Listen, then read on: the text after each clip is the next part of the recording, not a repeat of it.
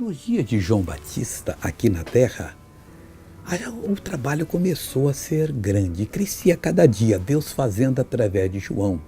Então os sacerdotes ficaram impressionados com aquilo e ficavam entre si: que virá a ser isto?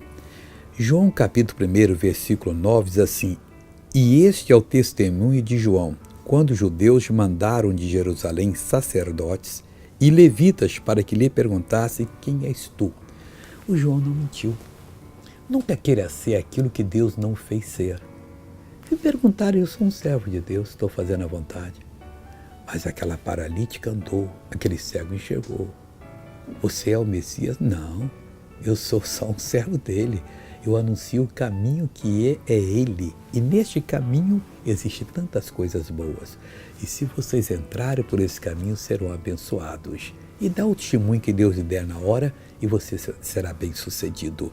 Veja essa pessoa que foi abençoada. Essa senhora, que eu tinha uma dor muito forte no braço, a pastora, o doutor disse que é os ossos que estavam tudo graça. Quanto tempo, gasto. irmã?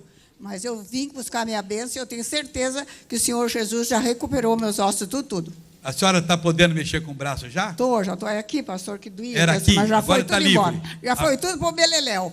Glória a Deus. Agora vamos orar.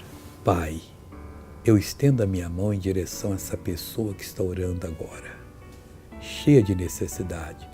O Senhor disse, Jesus querido, que aqueles que crescem imporiam as mãos sobre os enfermos e curarão. Eu estou impondo a minha mão, ainda que à distância, sobre essa pessoa. E digo: mal, saia dela, vá embora, em nome de Jesus. Deus te abençoe.